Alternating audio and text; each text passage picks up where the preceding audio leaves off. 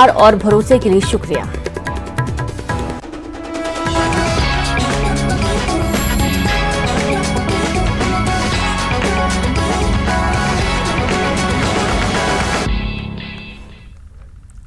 नमस्कार, बहुत स्वागत है आपका सुप्रभात एमपी खबरों के साथ। मैं हूं रीनू। सबसे पहले बात सीधी से बड़ी खबर की, जहां सीधी में भीषण सड़क हादसा हो गया। एक साथ 3 बस हादसे का शिकार हो गई और हादसे में एक बस बेकाबू होकर पलटी। सड़क हादसे में 13 लोगों की मौत हो गई। सीएम ने हादसे पर दुख जताया। वहीं सीएम ने घायलों से मुलाकात भी की और मृतक के परिजनों को मिलेगा 10-10 लाख का मुआवजा। सीएम ने दिए घायलों के बेहतर इलाज के लिए निर्देश। घायलों को एयरलिफ्ट करने की भी तैयारी की जा रही है। तो वहीं पीएम और गृह मंत्री अमित शाह ने हादसे पर दुख व्यक्त किया है। तो देखिए, चीख पुकार मची। देर रात ये भीषण हादसा हुआ जहां 3 बस एक साथ हादसे का शिकार हो गई और इस दौरान कई लोग जख्मी हुए हैं, कई लोगों की जान चली गई। हादसे पर सीएम ने दुख व्यक्त किया है। तो खबर सीधी से है, जहां भीषण सड़क हादसा हुआ और इस दौरान पीएम साथ ही गृह मंत्री ने अमित शाह ने दुख जताया हादसे पर। 13 लोगों की जान इस सड़क हादसे में हो गई। 3 बस हादसे का शिकार हुई, जहां हादसे में एक बस बेकाबू होकर पलटी और इस दौरान 3 बस इसकी चपेट में आई। 13 लोगों की मौत हो गई। सीएम ने हादसे पर दुख व्यक्त किया। घायलों से मुलाकात की देर रात और इस दौरान उन्होंने मृतक के परिजनों को 10-10 लाख मुआवजा राशि दिए जाने का ऐलान किया है। घायलों के बेहतर इलाज के निर्देश दिए गए हैं।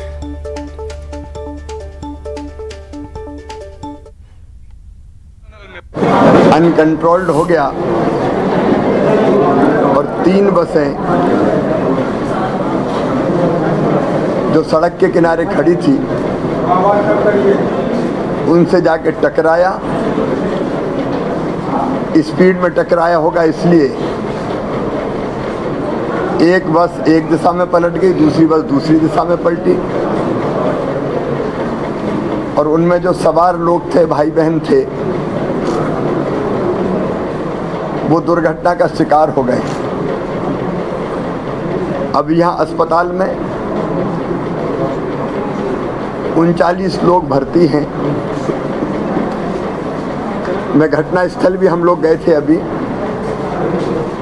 घटना स्थल पर अब कोई नहीं है।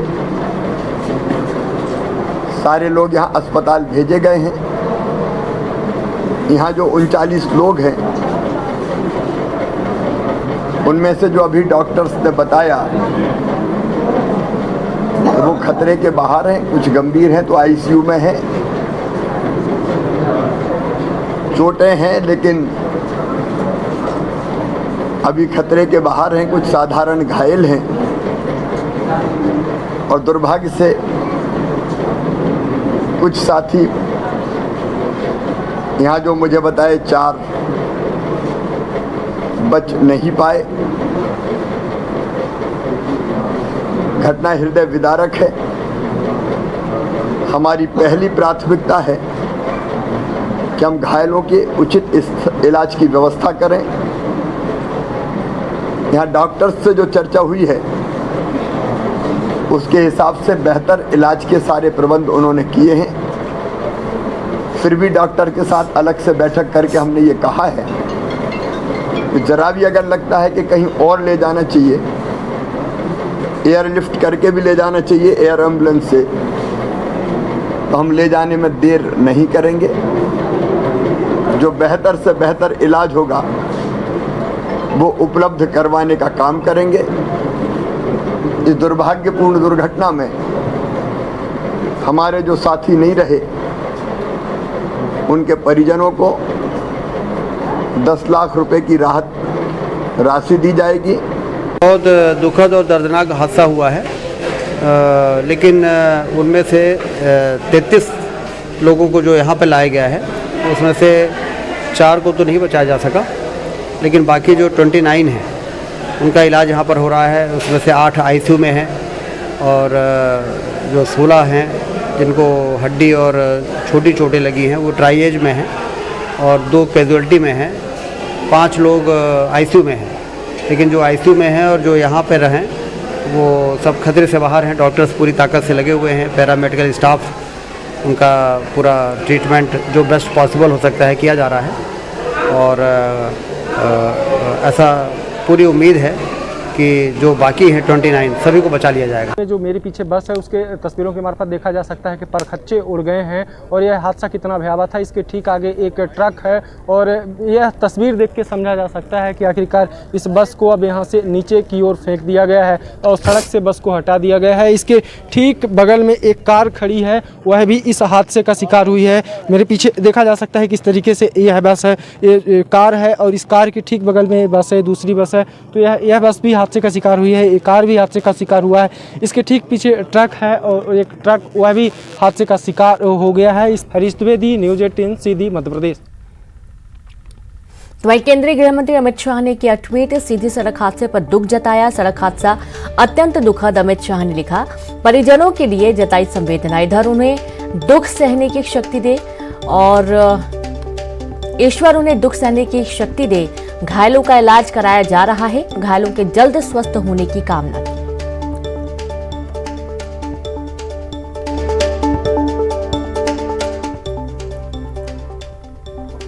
और ज्यादा जानकारी के साथ संवाददाता हरीश द्विवेदी जुड़ गए। हरीश, बहुत ही भीषण ये सड़क हादसा सामने आया, 13 लोगों की जान चली गई और जानकारी कि कई लोग अभी भी गंभीर रूप से घायल हैं, क्या स्थिति अभी? बिल्कुल रेणु, जिस तरीके से पूरा हादसा हुआ है, इस पे एक भयावह हादसा हुआ है। इसमें कुल मिला के 50 से अधिक लोग घायल हुए पूरे घटनाक्रम में। वहीं 13 की मौत हो जाने की भी इस पूरे घटनाक्रम में खबर है। हालांकि उनकी 13 की पुष्टि भी हो गई है और सुबह जैसे ही हुई है, तो चूंकि रात का वक्त था, रात के बाद अब सिर्फ सुबह हुई है, तो सुबह पूरा प्रशासन मुस्तैद है। और जो इस पूरा हादसा हुआ है, इस हादसे में 3-4 वाहन जो है प्रभावित हुए हैं, उनका अब वाहनों का रेस्क्यू किया जा रहा है कि आखिरकार वाहन के नीचे और तो कोई चपे नहीं है। तो तमाम इन तरीके से प्रशासन अब लगा हुआ है।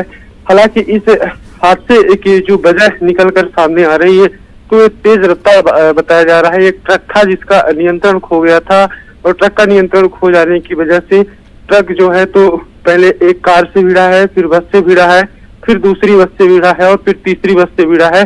तो ऐसे में जो है तो इस पूरे हादसे में जो है तो 4 अलग अलग वाहन हादसे का शिकार हुए हैं। जो एक यात्रा में शामिल होने लोग गए हुए थे और वहां खड़े होकर पानी और खाने की व्यवस्था कर दी गई थी, तो वहां पानी खाना चल रहा था। उसके ठीक बगल में एक शराब की भी दुकानें हैं, वहां भी लोग बैठे हुए थे, शराब का भी सेवन कर रहे थे। लेकिन जब यह पूरा हादसा हुआ है, तो जो ट्रक था वो ट्रक जाके सीधा शराब दुकान के ठीक नजदीक में जाके गिरा है और जो बसें वहां खड़ी थी उसमें जो लोग बैठे हुए थे वो भी सब हादसे का शिकार हो गए हैं। हालांकि इस पूरे घटनाक्रम में जो 2 दर्जन से अधिक लोग ऐसे भी हैं जो बसों में तो सवार थे, लेकिन उस दरमियान बसों से बाहर नीचे खड़े हुए थे, वह लाख इस घटनाक्रम में बच सके हैं। ऐसे में वो सब भगवान का शुक्रगुजार अदा कर रहे हैं कि हम भी इसी घटना में। जी बिल्कुल, बहुत शुक्रिया आपका हरीश तमाम जानकारी के लिए।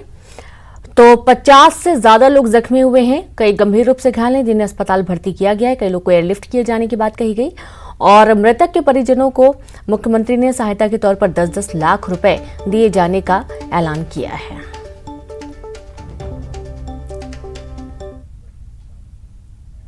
और अब बात इंदौर से बड़ी खबर की। प्रिंसिपल विमुक्ता शर्मा की मौत हो गई, पेट्रोल डालकर जिंदा जलाई गई।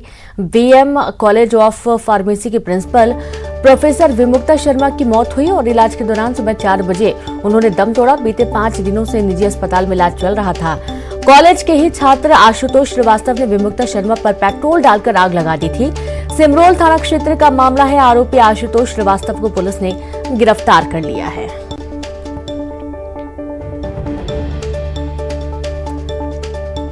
तो बहुत ही दुखद ही पूरा घटनाक्रम और न्यूज़ 18 ने इस खबर को भी प्रमुखता से दिखाया था जब कॉलेज में प्रोफेसर विमुक्ता शर्मा पर अटैक हुआ था और पेट्रोल डालकर आग लगा दी गई थी। सिमरोल थाना क्षेत्र का पूरा मामला है। कॉलेज का ही छात्र है आशुतोष श्रीवास्तव जिसने इस घटना को अंजाम दिया, वारदात को अंजाम दिया।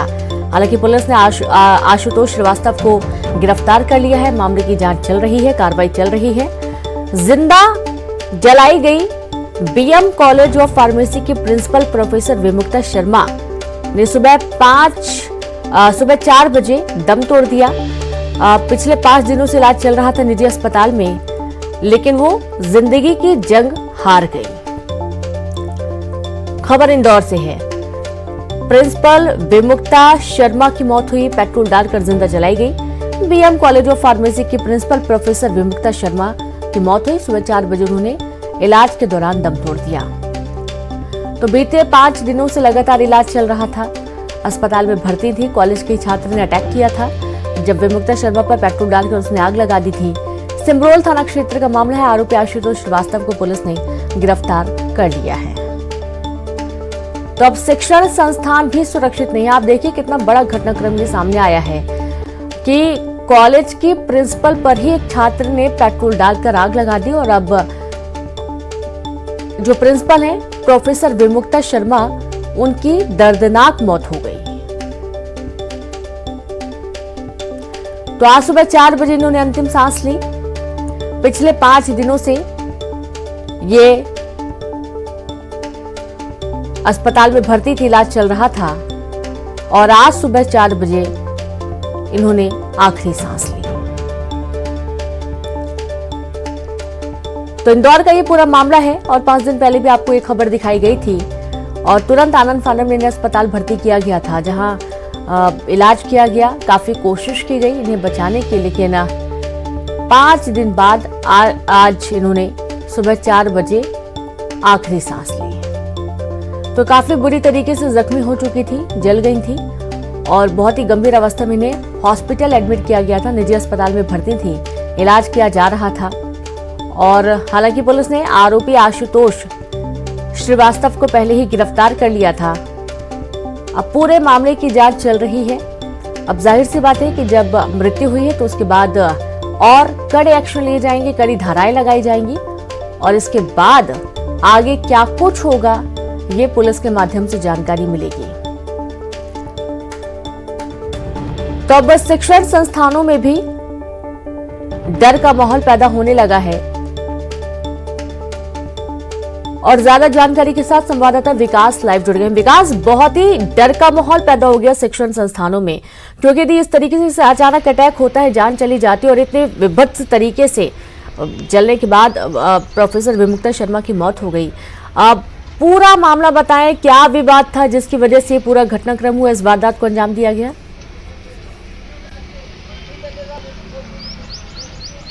जी बिल्कुल, ये इंदौर के सिमरोल थाना क्षेत्र का पूरा मामला था रीनू, जहां पर बीते दिनों एक फार्मेसी कॉलेज में ही पढ़ने वाले एक छात्र ने वहां की प्रिंसिपल पर ज्वलनशील पदार्थ डालकर आग लगा दी थी और 5 दिन इलाज चलने के बाद आज सुबह 4 बजे उनकी दुखद मौत हो गई। और जानकारी है कि जो आरोपी है उसके खिलाफ कड़ी कार्रवाई करते हुए कल कलेक्टर इलैया राजा टी ने रासुका की कार्रवाई की है। वहीं आरोपी को गिरफ्तार किया जा चुका है। पूरे मामले में जांच जारी है। वहीं लेकिन कुल मिलाकर इसमें बड़ी और दुखद जो खबर है वो यही कि 5 दिन इलाज चलने के बाद उसका दुखद निधन आज सुबह हो गया। जब वो लगभग 70% से अधिक आग लगने के कारण झुलस गई थी और जो आरोपी है उसका आरोप था कि उससे मार्कशीट समय से नहीं मिल पा रही थी और इसी वजह से उसने ये घातक कदम उठाया। बहरहाल सभी बिंदुओं पर पुलिस पड़ताल कर रही है। पुलिस ने इसमें चश्मदीद साक्षी भी 4 बनाए हैं। इसके साथ साथ जल्द ही आरोपी को कड़ी सजा दी जाए, इसका दावा पुलिस की तरफ से किया जा रहा है। इस लिहाज से जो केस है वो फास्ट ट्रैक कोर्ट में चलाया जा रहा है। बहुत शुक्रिया आपका विकास तमाम जानकारी के लिए। तो फास्ट ट्रैक में ये केस चलाया जाएगा, आरोपी पुलिस की गिरफ्त में है। और खबर ग्वालियर से, अफसरों की लापरवाही पर हाई कोर्ट सख्त नजर है। कचरा प्रबंधन पर दिया गया आदेश का पालन न करने से हाई कोर्ट ने काफी नाराजगी भी व्यक्त की। कचरा प्रबंधन का रोडमैप तैयार करने हाई कोर्ट ने कलेक्टर को कमेटी बनाने के निर्देश दिए थे। हाई कोर्ट के निर्देश पर प्रशासन ने नहीं किया अमल। हाई कोर्ट ने सरकारी वकील से कहा, कलेक्टर कमिश्नर साहब को समझा दीजिए, हाई कोर्ट आदेश देता है तो उसका पालन करने का क्या असर होता है। कचरा प्रबंधन पब्लिक इंटरेस्ट का मैटर है और इसलिए इसमें हीला हवाली ना करें। इनसे बोल दीजिए, अमल नहीं कर पाएंगे तो कोर्ट के पास ऑर्डर समझाने का और भी रास्ता है। नगर निगम कमिश्नर को समझा दीजिए, इस तरह पैर पर पैर रखकर बैठना उचित नहीं। हाईकोर्ट ने कहा, सरताज सिंह तोमर ने कचरा प्रबंधन को लेकर लगाई थी जनहित याचिका। नगर निगम को 2019 तक केदारपुर में लैंडफिल साइट तैयार करनी थी। लैंडफिल साइट काम पूरा न होने से खुले में फेंका जा रहा कचरा, शहर से रोज निकलता है 450 मीट्रिक टन कचरा।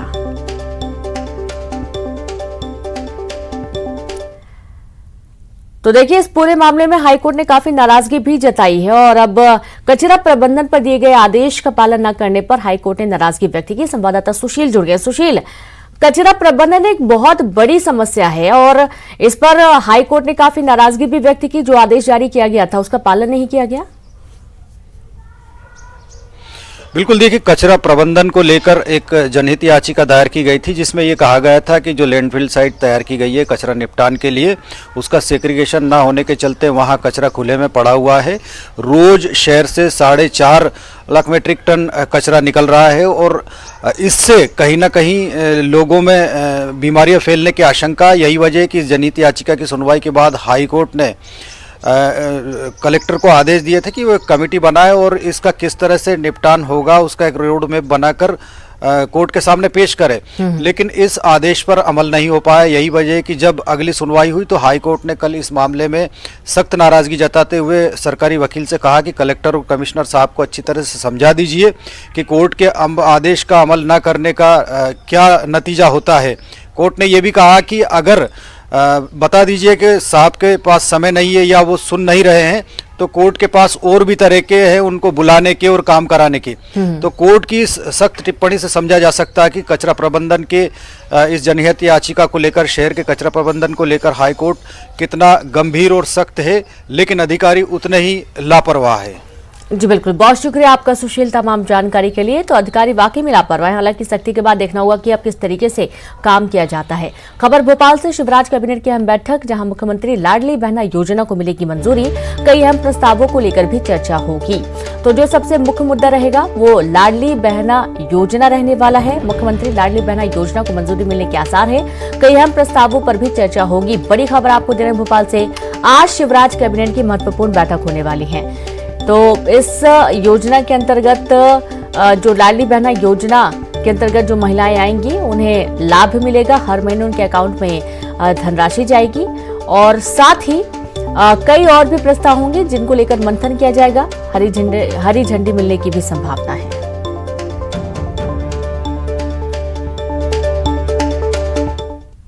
और चलिए अब देखेंगे 25 सेकंड में खबर। सीधी में बेकाबू होकर पलटी बस, 13 लोगों की मौत, कई की हालत गंभीर। सीएम शिवराज ने हादसे पर जताया दुख। बीजेपी कमीशन विंध्य कोल जनजाति महाकुंभ में गृह मंत्री अमित शाह ने भरी हुंकार, कहा फिर बनेगी डबल इंजन की बीजेपी सरकार। करोड़ों के विकास की दी सौगात, मेडिकल कॉलेज का भी उद्घाटन। चुनावी साल में सीएम शिवराज का सवालों से कमलनाथ पर वार, वचन पत्र के वादे की दिलाई याद, क्या पूछा क्यों नहीं खोला लड़कियों के लिए आवासीय खेल स्कूल। भोपाल में प्रॉपर्टी टैक्स नहीं भरने पर नगर निगम करेगा कार्रवाई, टैक्स पेंडिंग होने वालों पर हो सकती है कुर्की और नीलामी की कार्रवाई। छतरपुर में सरकारी स्कूल में शिक्षक से मारपीट, नकाबपोश हमलावरों ने पीटा, सीसीटीवी में घटना कैद। बुरहानपुर के जंगल में किसान की लाश मिलने से सनसनी, जंगली जानवर के हमले से मौत की आशंका, वन विभाग ने इलाके में लगाए ट्रैकिंग कैमरे।